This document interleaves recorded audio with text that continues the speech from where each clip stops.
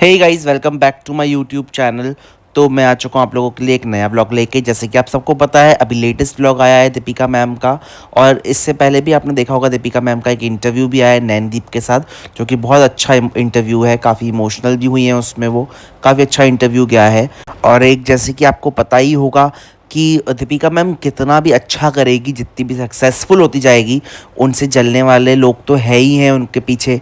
जैसे कि मैं बात करना चाहूँगा हमारी प्यारी कॉफ़ी जी की। तो कॉफ़ी बेन कभी भी किसी को खुश नहीं रहने देगी, उसने ये सोच के रखा हुआ है। तो टॉपिक आपका वही होगा, मतलब हर बार आपके पास कुछ भी नहीं है नया बोलने के लिए, हर बार रिपीट टेलीकास्ट चलाती है वो दीपिका मैम का दुपट्टा। उनका ये एक मेरे को ही समझ में नहीं आता है कि मैं भी बार बार एक ही टॉपिक पे कितनी बारी बोलूं, जब वो औरत नहीं समझ पा रही है। मतलब दीपिका मैम के दुपट्टा बेसिकली वो एक चीज़ को इतनी बुरी तरीके से पकड़ के बैठी है कि जब भी वो किचन में बनाती है इफ्तार, तो उनके सर में दुपट्टा होता है, और जब वो लोग इफ्तार खोलते हैं तो दीपिका मैम दुपट्टा नहीं पहनती है। तो मैं ये जानना चाहता हूँ कि इस चीज़ को हाईलाइट करने से हो क्या जाएगा? क्या उनको घर से निकाल दिया जाएगा क्या, या उनका यूट्यूब चैनल बंद करा दिया जाएगा, या होने वाला क्या है? मतलब ऐसी चीज़ों को हाईलाइट करके ये क्या साबित करना चाहती है? इसमें कोई फेक साबित होता है क्या?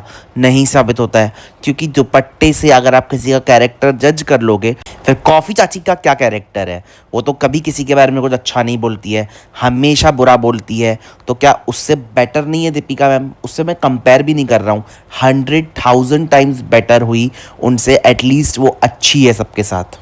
कॉफ़ी बेन हमेशा टारगेट करती है दीपिका मैम को कि उन्होंने 4-5 वर्ड सीख लिए उर्दू के। तो इसी को डेडिकेशन कहते हैं, कि वो उस कास्ट की ना होने के बावजूद उन्होंने पूरी तरीके से अपनाया है। वो कोशिश कर रही है उस चीज़ सीखने की। हर इफ्तार बनाना, या तो साथ में बैठना, सहरी करना, ये सब चीज़ें सीखना, ये भी बहुत बड़ी बात है। किसी को तुम सिर्फ नीचा दिखाओगी तो तुम कभी ज़िंदगी में ऊपर नहीं उठ पाओगी कॉफ़ी चाची, बिकॉज तुमने लाइफ में कुछ भी अच्छा नहीं किया है। लोगों को टारगेट करने के अलावा भी बहुत अच्छी अच्छी चीज़ें होती हैं जो तुम कभी नहीं कर पाओगी, बिकॉज तुम्हारी वो परवरिश ही नहीं है। कॉफ़ी कड़वी चाची कहती है कि दीपिका एक अच्छी एक्ट्रेस है, तो वो आराम से किसी भी लोगों को मैनिपुलेट कर सकती है, किसी को भी मैनिपुलेट कर सकती है, बिकॉज एक्ट्रेसेस को आता है किसी को कैसे भी रुला सकती हैं, वो इतना अच्छा तो कर ही लेती हैं एक्ट। तो मैं ये कहना चाहूँगा कि एक्टर अच्छी है, साथ साथ इंसान भी उतनी ही अच्छी है। और तुम बिल्कुल अच्छी इंसान नहीं हो, ये मैं बहुत अच्छे से जानता हूँ, बिकॉज तुम कभी ज़िंदगी में किसी के लिए अच्छा नहीं कर सकती।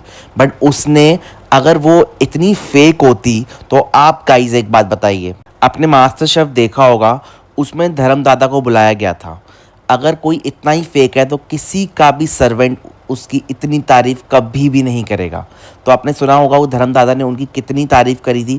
और दीपिका मैम उनके बारे में बता रही थी कि जब उनकी डिलीवरी होने वाली थी, वो अपने घर 17-18 डेज़ तक भी नहीं गए थे। तो आप किसी के लिए इतना केयर तभी करोगे जब वो इंसान आपके लिए कभी कोई इतना केयर करता होगा। धर्मदादा ने तो ये तक कह दिया कि मैं अपने घर कभी जाऊं ही ना अगर ऐसे ही लोग मेरे साथ हैं तो। मतलब आप सोचिए दीपिका कितनी अच्छी होंगी कि उसके बारे में वो इतना अच्छा बोल रहे हैं। कॉफ़ी बेन हमेशा दीपिका मैम के लिए उल्टी बातें करती हैं कि वो डोरमेट बनने का नाटक करती है। अब तो वो ये बोलने लगी हैं कि पहले वो डोरमेट थी, लेकिन अब वो बोलने लगी नहीं, दीपिका स्मार्ट है, दीपिका डोरमेट बनने का नाटक करती है।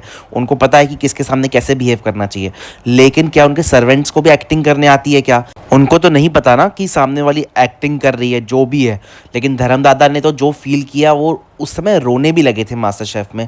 जिसने नहीं देखा होगा प्लीज़ वो एपिसोड जाके देखिए, जिसमें सर्वेंट्स आए हुए थे और उन्होंने कितना कुछ अच्छा अच्छा बोला दीपिका मैम के बारे में। कोई भी सर्वेंट क्या एक्टिंग करेगा जो एक्टिंग फील्ड से है ही नहीं?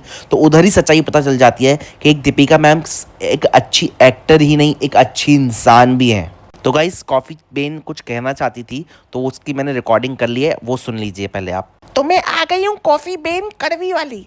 तो आप सब तो मुझे जानते ही होंगे, मेरे चाची ने लास्ट व्लॉग में मेरा पूरा पोल खोल दिया था। जिसने वो व्लॉग नहीं देखा है, लास्ट वाला व्लॉग जाके देखिए। मेरे चाची ने मेरी ऐसी तैसी कर दी थी गाइस। तो आज मैं सोची मैं छू करे छू, तो मैं करे छू दीपिका मैम का टॉपिक करे छू।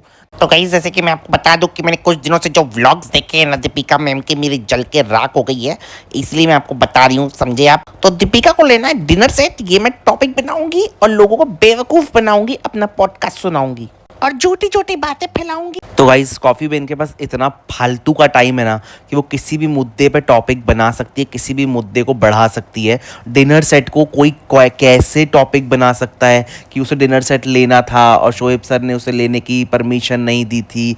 ये सब चीज़ें क्या नॉनसेंस है। ये सब यही कर सकती है बिकॉज इसके पास रोज़ रोज़ कुछ नया नहीं होता है, लेकिन रोज़ रोज़ हमें कुछ ना कुछ डालना है तो हम वही पुरानी बातें घिसी पिटी फालतू बातें करेंगे जो कि हमको करनी है। तो कड़वी कॉफ़ी चाची हर पॉडकास्ट में ये चीज़ ज़रूर मेंशन करती है कि दीपिका आलसी है, इसीलिए उन्होंने मास्टर शेफ़ छोड़ दिया। उनके कोई हाथ वाथ में दर्द नहीं, वो नाटक करती है। एक बात बताइए गाइज, अगर आपको कोई मास्टर शेफ़ में पहली बात वो फ्री में तो काम कर नहीं रही थी और आपको अगर पर डे का 7 to 8 लाख रुपीज़ मिलेगा तो क्या आप वो शो आलस की वजह से छोड़ोगे या किसी मेन रीज़न या कोई सीरियस रीज़न होगा उस वजह से छोड़ोगे?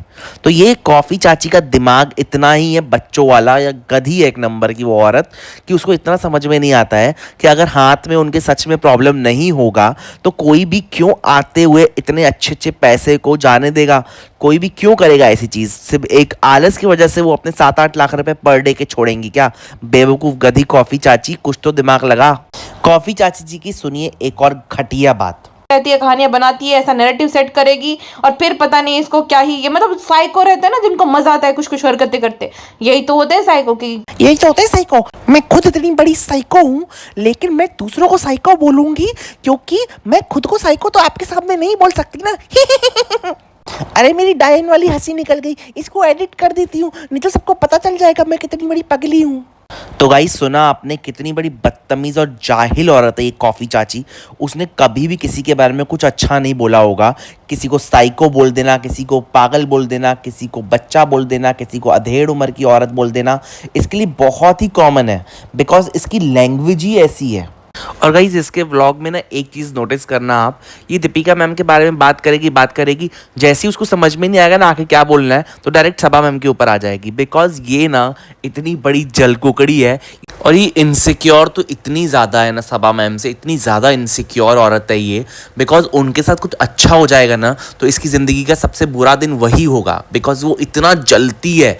और ऐसे लोग कभी भी सक्सेस नहीं पा सकते लाइफ में बिकॉज वो लोग जलकुकड़े होते हैं।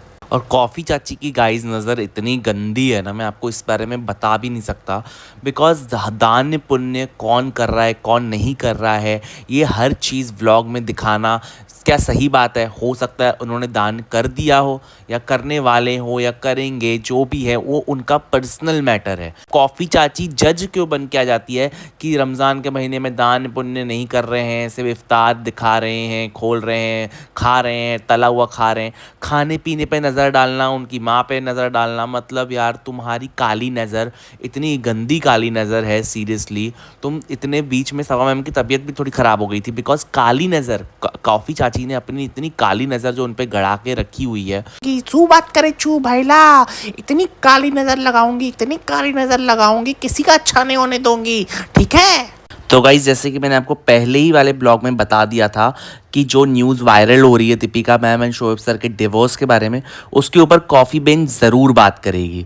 तो देखा उसके पास मुद्दा नहीं था तो उसने 2-3 लाइन बोल के ख़त्म कर दिया और आ गई उसके बेटे के ऊपर, रूहान के ऊपर, बिकॉज इस औरत के पास उसके ऊपर बात करने के लिए कोई मुद्दा नहीं था। जो कि इसको भी पता है कि मैं कितना भी झूठ बोल लूँ लेकिन डिवोर्स पे कुछ बोलूँगी तो लोग तो वैसे भी विश्वास नहीं करने वाले हैं। और कुछ लोग होते हैं, कुछ सब्सक्राइबर्स उनके होंगे जिनको खुशी मिलती है ना लोगों का घर टूटता है या किसी घर में कलेश चलता है देखने में, तो उनको आर्टिकल्स मिले होंगे ऐसे कुछ फेक आर्टिकल्स, तो उन्होंने उसको सेंड किए थे कि भाई इस पे तू बात कर, इस पे तू टॉपिक बना, इसको बड़ा कर। लेकिन कॉफ़ी चाची ने शायद पता नहीं क्यों नहीं किया उस टॉपिक को बड़ा, क्योंकि उसको पता था कि सब लोग तो इस पे बिलीव करेंगे नहीं, तो इसलिए उसने इस टॉपिक को बहुत बड़ा नहीं बनाया। लेकिन इससे ये ज़रूर पता चल गया कि भाई उसकी ऑडियंस भी उसी की तरह कलेशी है, जिनके अंदर ही कलेश भरा होता है ना, जो देखना ही तमाशा चाहते हैं, वैसी है उसकी ऑडियंस उसकी जैसी।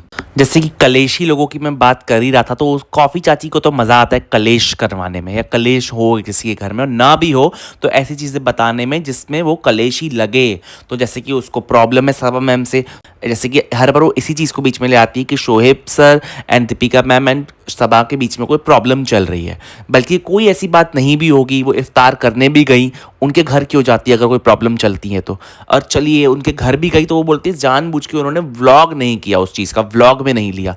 मतलब इस औरत को ना ढूंढ ढूंढ के कलेश चाहिए, नहीं होगा ना जहाँ पे ये करवाएगी, बिकॉज इसका काम है वो, नहीं तो इसको कंटेंट कहाँ से मिलेगा। और इसको पूरी फैमिली वाले बेवकूफ़ लगते हैं, पगलेट लगते हैं। बताओ, सबसे बड़ी पगलेट और बेवकूफ़ औरत को अच्छे खासे लोग पागल दिख रहे हैं। उसके बाद ये दीपिका मैम के ऊपर इसने पूरा ब्लॉग निकाला, सबा मैम को भी बीच बीच में उन्होंने लाया। तो उसके बाद समझ में नहीं आया होगा कॉफ़ी चाची को कि करना क्या है, तो वो लेकर आई रिज़ा रेहान को। बिकॉज रिज़ा रेहान अगर टॉपिक में नहीं होंगे, जैसे कि ये बोलती है ना सबा मैम को कंटेंट चाहिए होता है तो रिज़ा रेहान को लेकर आती है, तो इसको भी कंटेंट के लिए कुछ भी करना पड़े रिज़ा रेहान को ये लेकर आएगी।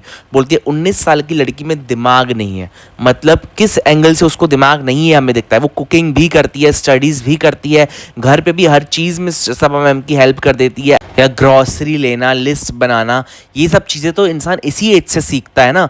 क्या एक्सपेक्ट क्या कर रहे हो, अब क्या करे वो बंदी। मतलब क्या लाइफ जीना छोड़ दे या सबसे बातचीत करना छोड़ दे, सिर्फ पढ़ती रहे।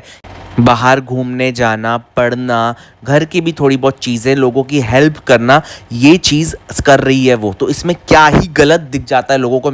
और चाची को कभी ये चीज़ समझ नहीं आएगी कि सबकी अपनी पर्सनल लाइफ है, पर्सनल कंफर्ट है, कि रिज़ा अगर फ्रॉक्स पहन रही है और जिस टाइप की भी फ्रॉक्स पहन रही है उसमें वो कंफर्टेबल है, वो उसकी चॉइस है। ये क्यों उसे बता रही है कि वो वाली फ्रॉक्स नानियाँ पहनती है, दादियाँ पहनती है। इसको शर्म नहीं आती है कि किसी बच्ची के दिमाग पे क्या असर होगा अगर इसका ये व्लॉग देखेगी तो। कभी तो ये औरत सेंसिबल लोगों की तरह बात कर ले, लेकिन नहीं, हमेशा जाहिल और गंवार ही रहेगी। पूरी फैमिली ने मिलकर ही उनको बड़ा किया है, दोनों बच्चों को, दोनों की अपब्रिंगिंग पूरी फैमिली ने मिलकर ही करी है। और उनकी मॉम भी काफ़ी बार आती जाती रहती हैं, तो दोनों ही बच्चों का नेचर या दोनों ही बच्चे काफ़ी अच्छे हैं। मैं पर्सनली जब पहली बार सबा मैम के रेस्टोरेंट में गया था तो मैंने रेहान को भी देखा था, रिज़ा को भी देखा था, और दोनों ही बहुत ही सेंसिबल और अच्छे लोग हैं। लेकिन ये कॉफ़ी चाची बहन को नीचे गिराती जा रही है, भाई के लिए बोल रही है वो अच्छा लड़का है, वो ऐसा वैसा। खुद ही वो बोल रही है कि 19 साल की लड़की है और 19 साल की लड़की में ये है वो है। मतलब जब आपको पता है वो 19 ईयर्स की है और रेहान भी उससे 1 या 1.5 साल 2 साल जो भी छोटा होगा, है तो दोनों भाई बहन ही ना। तो क्या रिज़ा पे क्या शोहेब उधर दीपिका मैम ने कभी ध्यान नहीं दिया होगा, या सबा मैम ने क्या रेहान पे कभी ध्यान नहीं दिया होगा। सबने मिलकर ही उनको बड़ा किया है। स्कूल भेजना, पढ़ाई करवाना, या जो भी चीज़ें उन्होंने सीखी है इसी फैमिली में सीखी है। लेकिन रिज़ा के बारे में ये उल्टी बातें कर रही है, जबकि आप सबको गाइस पता है कि ये दोनों ही बच्चे कितने टाइम से, कितने सालों से सबा मैम के साथ रह रहे हैं और सबा मैम ही उन्हें पढ़ाती भी थी पहले। लेकिन कॉफ़ी चाची इतनी शेमलेस है कि वो कभी किसी का कुछ अच्छा नहीं देख सकती। कॉफ़ी कड़वी चाची ले दे के आ जाती है शोहेब और दीपिका के रिलेशनशिप के ऊपर। मतलब किसी ने अगर हस्बैंड तारीफ़ कर भी रहा है वाइफ की, अगर उसे खुशी हो रही है, वो सबको बता रही है, इसमें भी इस औरत को तकलीफ़ है कि इसमें कौन सी बड़ी बात है। अरे तुम्हारी तारीफ़ कभी कोई नहीं करता है, इसलिए तुमको नहीं पता खुशी। तुम्हारी तारीफ़ कभी कोई करेगा भी नहीं, बिकॉज तुम हो ही ऐसी। ज़्यादा मत बोल, ठीक है। मेरी तारीफ ना सारी चुड़ैले करती हैं, चुड़ैले, ठीक है। हाँ सही बोल रही हो, तुम्हारी तारीफ चुड़ैले ही कर सकती हैं, क्योंकि तुम खुद भी तो एक बड़ी चुड़ैल हो ना। और गाइज ये सब बातें तो एक तरफ, लेकिन कॉफ़ी चाची को सबसे बड़ी प्रॉब्लम ये है कि सबको कंटेंट बहुत मिल रहा है रमज़ान के महीने में। सबके अलग अलग व्लॉग्स बन रहे हैं, कोई किसी के व्लॉग में नहीं दिख रहा, कोई किसी के व्लॉग में दिख रहा। इसी बात पे खुद भी इतनी ज़्यादा खुश है वो कि उसको भी बहुत ज़्यादा कंटेंट मिल जा रहा है, तो वो भी 3-4 व्लॉग छाप ले रही है एक ही बार में। तो मतलब कंटेंट की बिल्कुल कमी नहीं है। वो बनाएंगे अपने अच्छे अच्छे व्लॉग्स और ये उसी पे झूठ झूठ बुरी बुरी चीज़ें बोलेगी। तो गाइस यही था आज का पॉडकास्ट, और इंडिया जीत चुकी है, इस चीज़ को हम सब सेलिब्रेट कर रहे हैं, आप भी सेलिब्रेट कर रहे होंगे। सबके लिए कॉन्ग्रेचुलेशंस गाइस। तो इसी के साथ मैं मिलता हूँ अपने नेक्स्ट पॉडकास्ट में। तब तक खुश रहिए और मस्त रहिए।